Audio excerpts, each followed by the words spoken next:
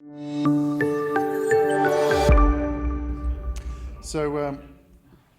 welcome everyone to the next session. Sorry, I did the introductions before we went online. So we're now online. We have our delegates online. And so our next speaker is Richmond Heath with a presentation called Start Shaking, the Missing Link to Stopping PTSD and Burnout.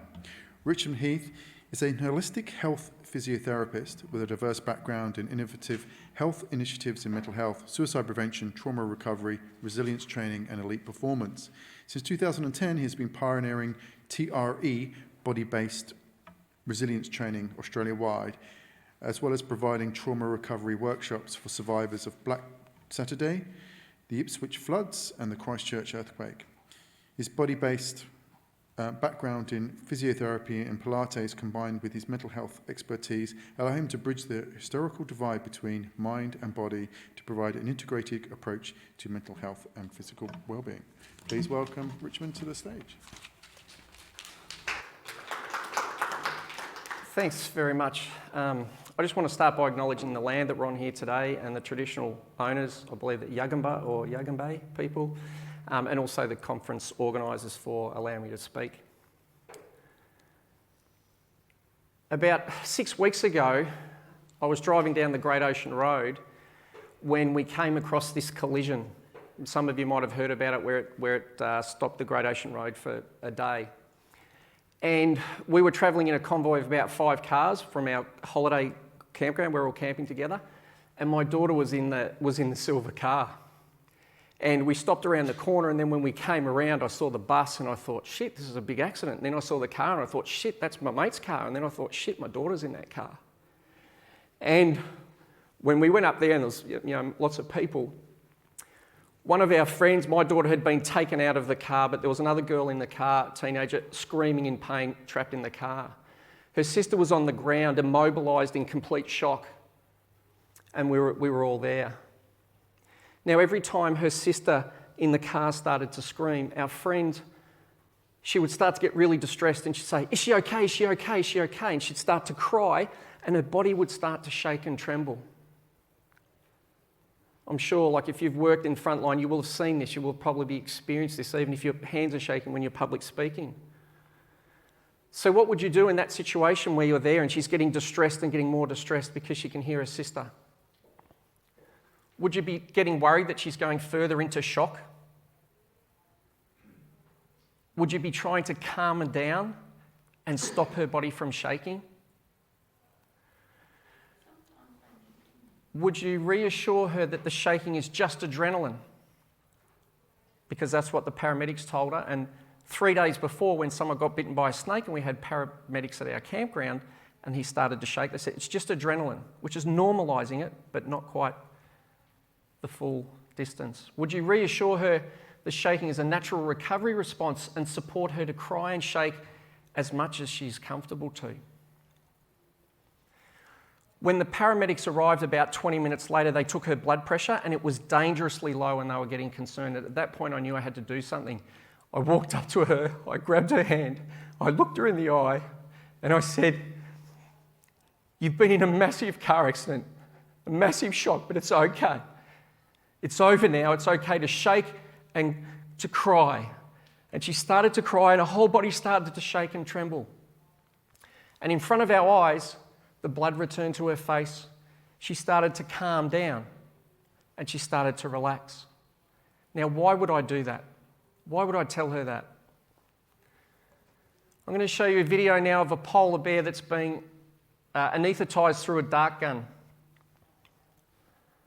Because we think that shaking is a sign of shock, or a symptom of shock, or a sign of trauma, or a sign of stress. This is effectively having a general anaesthetic, and many people experience this coming out of general anaesthetic. The body starts to shake, tremble. We think this is shock. This is not shock. This is how our nervous system comes out of shock. And you can't hear the sound, but you'll see that the polar bear takes massive breaths in the moment. But these are not yoga breaths that are consciously being done. These are organic breaths that are coming spontaneously out of the body itself. And there's a significant difference between conscious volitional movement and spontaneous involuntary movement. These guys have seen it 100 times. They just know what happens. Here's another example of an impala, obviously life or death situation. Nothing behind the eyes, completely unconscious. Some baboons chase the impala away, and it's dead, no breath, nothing, gone. Or so it seems, but actually it's alive. And its body starts to breathe itself. Eventually, this has been cut, it starts to shake and tremble. Now it doesn't think, oh my God, have I got PTSD, have I got Parkinson's? It lets it happen. It down-regulates the nervous system until, bang, it's back to life. And wild animals don't get PTSD. So when we look at this from a neurobiological perspective of the polyvagal theory, if you know that, if you don't, there's lots of videos on the website, on my website you can look at. We all have studied fight and flight and stress and the freeze response, the immobility response, but what we haven't studied in our pathological model is how the body comes out of shock, how it comes out of stress and trauma, because this process is not a conscious process, and neither is this one. It's an organic process that all of us as mammals have inside us, where the shaking and tremoring, because our stress response is first and foremost about movement, both the movement of our body through space, but also the movement of life force, energy, blood flow within our internal self as well. And so it makes sense, if this is an unconscious stress and trauma response, doesn't it make sense that we would have evolved with a similar unconscious response to come back out of it? And this is what the spontaneous movements do. They downregulate the ANS, dump adrenaline, release muscular bracing, and restore circulation. The shaking and tremoring is not a sign of shock. It is not a sign of anxiety. It is not a panic attack. It is a panic discharge. And this is important not just in relation to trauma, because this process also happens when we go into trained hypervigilance, where we have to upregulate our nervous system in order to do our job. As a policeman, you have to be hypervigilant. That's not the problem. The problem is, can we get down from that and get to sleep at night? And even more significantly, the immobilisation response doesn't only occur when we're in life or death threat. It occurs any time I contain my body's experience in a moment. Now, this is a skill, because if I come across my daughter in the car and I break down and I'm emotionally overwhelmed and I'm grieving the grief and the sadness, I can't do the job. If the paramedics did that, they can't do that. It's a skill to put yourself aside and your body's response aside, but it doesn't mean it's not happening. We're containing it. It's a skill. And we don't have any problems with that in our emergency services. The problem we have is being able to fully down-regulate afterwards so you can hit the pillow and sleep like a baby. None of us lose the ability to go from a nervous system at 40 kilometres an hour. If a bomb goes off outside, all our nervous systems will go to 500 kilometres an hour. But most of us can only get back to 300 kilometres an hour, and our mind is racing at night, our body's tight. After the two girls had been taken away, the other two girls in ambulances and airlifted to Melbourne, I was looking around, and as I was walking away, I was thinking, my God, these amazing people. Within 20 minutes, we've got like 30 first responders here doing this incredible stuff. I've had deep gratitude. And also, as I walked away, I was looking at the SES sweeping up the road, and I thought, this is a great accident. No one died. They must be thinking, this is so wonderful, so relief, no one's died. This is a good accident. But what happened was this was amazing. Behind the bus travelling and behind the car that crashed, on either side, first people on the scene were both off-duty paramedics. You wouldn't read about it. And so as everyone was leaving, one of those off-duty paramedics who'd pulled my daughter out of the car and done an amazing job, I went over to say thank you, and he stopped the car, and I went over and said, oh, thanks, mate, that was amazing. And I could see that he was distressed. And I said, are you all right, mate? He said, no, I'm really, really shaken up. It was bang, the magic words. So I gave him a 5-minute lecture. I said, mate, that's shaking. Do not hold that in. You've got to do this. And at the end of that time, he just looked at me and said, I'm so thankful you've told me that. No one's ever told me that. I didn't know. And I'm sure all of us have had these experiences. It doesn't matter whether it's a trauma or whether you're a frontline first responder or a health worker. You can all relate to this. You've probably had these experiences. It could be that you've just found out that someone's died.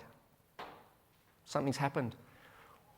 What do? Do you do anything you can to distract yourself and try to forget about it? Do you start worrying you might be getting PTSD because that's a symptom of PTSD? That's what everyone's telling us. Hold it together. I'm losing my shit. I'm going to lose my job because I'm shaking. Do you organise to talk to a counsellor or a psychologist? Or do you deliberately activate your body's own innate shaking response to release the unresolved trauma from the neurobiology of your body? And of course we don't, because it's been pathologised. Despite no study or research by our mental health models, it's seen as a symptom. That's what we tell people. We even medicate people because we say this is a symptom of PTSD. And when we look at resilience from a neurobiological perspective of the nervous system, resilience is the ability for our body to upregulate to meet a challenge, the capacity to maintain that energy level, to deal with it as long as it takes. 4 months, bushfires. First responders and frontline health workers do not have a problem doing that. So we're proud of everyone for doing that. But where the missing link is can they fully down-regulate in the neurobiology of the body? It's not a conscious process. And what happens when we don't allow that natural down-regulation shaking response because culturally we suppress it, we have an incomplete discharge. I've started to create a little bit of tension that's holding in some of that crying maybe, the diaphragm shaking, my body shaking. And then when you go to work the next day, you're already starting from a new baseline and on it goes. You get a little bit more stressed, a little bit not quite discharged. And this is the process of cumulative trauma. It's a physical upregulation over time. And eventually it leads to burnout or mental health and physical health conditions.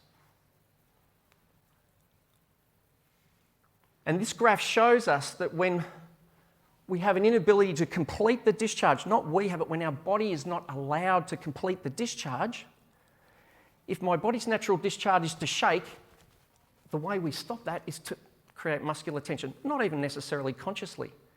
We're all sitting here today having a great day, but if I come around and push into your shoulders, your butt, your belly, we've all got this tension that we're all holding. Basically, your body's going, don't let go, hold on, hold on, hold on. Sorry, let me go back. And then because we haven't had the discharge, even when the body tries to bring us down, 2 months later, symptom of PTSD, 4 months later, Vietnam War, 80 years later, 60 years later, starting to shake, symptoms. We don't let it happen, and because that feels so awful to have that tension in our body, we start to use substance abuse to disconnect from how much tension we have. Behaviours, gambling addiction. And the research is really clear, even though we'll talk about, we're not sure about suicide rates, but at a subclinical level, it's not just about PTSD because it's a neurophysiological response.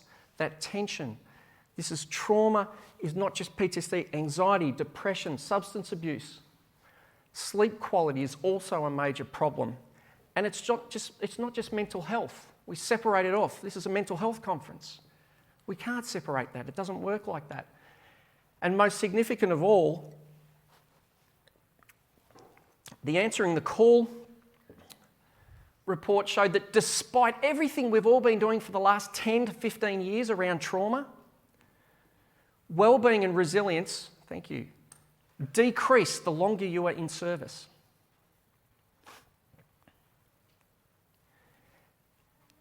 And that's because the missing link is the neurobiology of the body. And just about everything you will ever hear, even this last talk about mind-body things, if I'm doing yoga, that is conscious movement. If I'm doing calming, relax, it is a conscious movement. It's not wrong or bad. We all know the value of it. It helps. But how many first responders at the end of the day of fighting bushfires going, I want to go and do an exercise class because I've got all that extra energy. I want to meditate and use mindfulness because I haven't been concentrating flat out for the last 10 hours. And so this is something very significantly different when the body starts to shake itself. So with TRE, we teach people, we reframe this. We teach them how to deliberately invoke it in a safe and controlled way.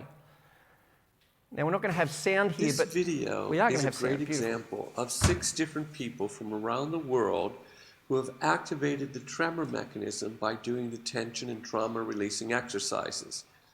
This man is a fireman from Brazil. He was in a workshop with 250 other policemen and firemen. You could see he's simply laying passively on the floor after he's activated the tremor mechanism. Here's an example of a community leader from an indigenous population. He's learning the exercises so he can guide his community through the exercises as they experience stress, traumas, and anxieties. Now here is a military policeman who activated the tremor mechanism, and you could see that they're going through his legs into the pelvis and into his lower back.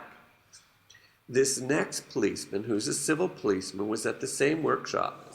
And then at the end, they simply lay their legs down and relax. Now, I didn't invent TRE. I'm one of thousands of TRE providers around the world who are pioneering this work. That's already been learnt by an estimated 5 million people in 65 countries, including US military, including first responders in other countries. And where the real magic of this process is not about using it as a treatment for PTSD after the fact, which is where all the research on TRE is being done because that's the clinical model, this therapy. The real magic is a tool for prevention, for self-care, for well-being, that you can lie on the floor at the end of your shift when you're in bed before you go to sleep, in a group, in a debriefing session. So you're not just talking about it and the body's not involved, but actually integrating it that way. And when we ask Australian frontline health workers what they think about it, because for 10 years I've constantly heard this response, there's not enough evidence, we can't look at it. Well, here's what the frontline health workers say about it. 24 out of 24 said they were immediately more calm. 22 out of 24 said it was more effective than any other form of vicarious trauma, that training they had done. And they were almost unanimously recommending it for other staff in their organisations. Over 2 years in Darwin, the same results, extremely more effective than other resilience training they have done. All of them were going to keep using it, and all of them were saying the rest of my staff, my colleagues need this. That was almost 4 years ago. They're still not getting access to it. And even with survivors of bushfires, the results speak for themselves.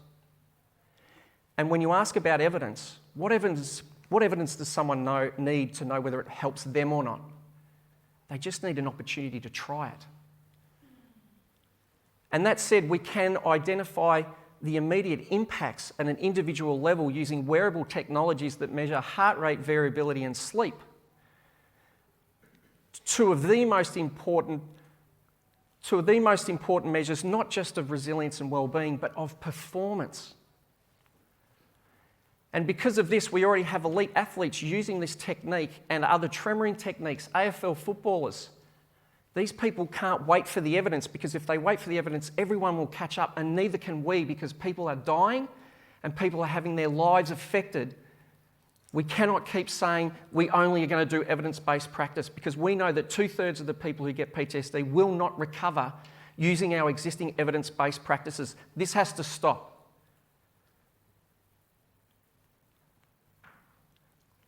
One of the things I love about it is so simple and easy to use. There's no need to recall or talk. This doesn't discount the value of counselling. Leona talked about the top down and the bottom up.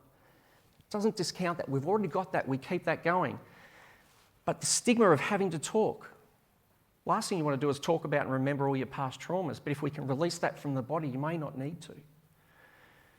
Because it's performance-based, there's not a stigma of a mental health condition. It takes 5 to 10 minutes lying on the floor. It takes no physical effort and no mental focus, because your body creates the movement. It's actually ultimately relaxing. Now, when COVID hit last year and I lost most of my income and my partner was still working with JobKeeper, I created a free online course to help people cope with COVID-19.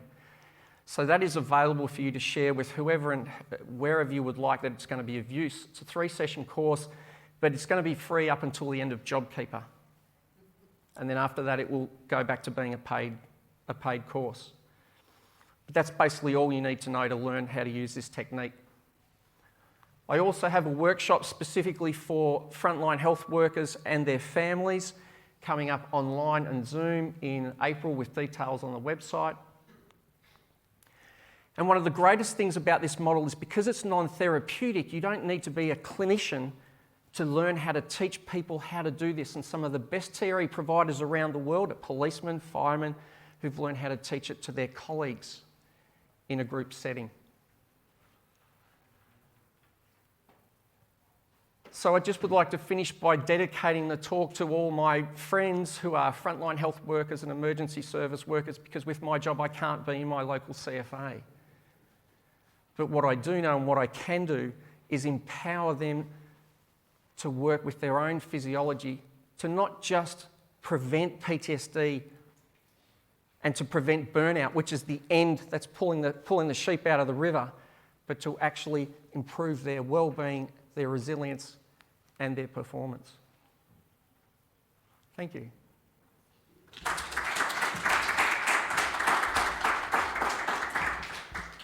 Thank you, Richmond, and thank you for your passion and sharing some of your own personal experiences with your daughter. I kind of noticed that, so hopefully you're okay. If you need to chat to anyone, feel free to come and chat to me if you want to. But is there any questions from the room? If you'd like to have any questions, come to the microphone. If anyone has a question. We haven't got any questions from online. I've got a question for you, so thanks for summarising that. Is there any, you talked about, you mentioned the word evidence-based. Is there any similarities in any research from mindfulness or anything like that in a resilience sense for the body? Is there any studies that have been done on RTE at the moment?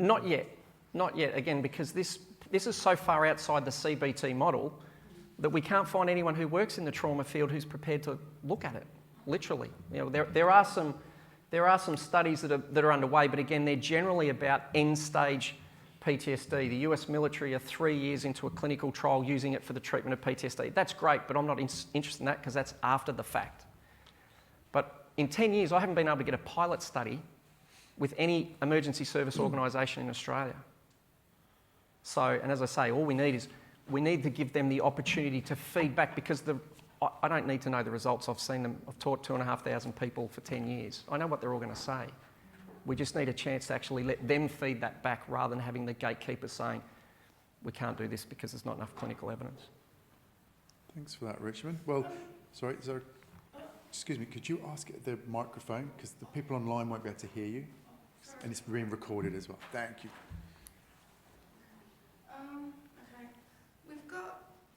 We've got the freeze fright, and what I'm wondering about here is that with trauma, we've also got attachment and submit behaviours as well. I'm just wondering, how does the TRE fit in with that? It doesn't matter what it is. It doesn't matter whether it's moral injury. It shows up as a physiological pattern in the body. Okay. It doesn't matter what attachment, all of those things. And we're not saying that means it fixes everything and it's magical, but the missing link is that we can do all the talk therapy, and if we don't change the physiology of the body, we're never going to get anywhere. That's right, yes. Yep. Okay. Yep. Thank you for that. Okay, if there's any researchers in here, you want to chat with Richmond and help him get some of these pilot studies, feel free. But thanks for Richmond. Everyone give him a round of applause. Thank you. Thank you.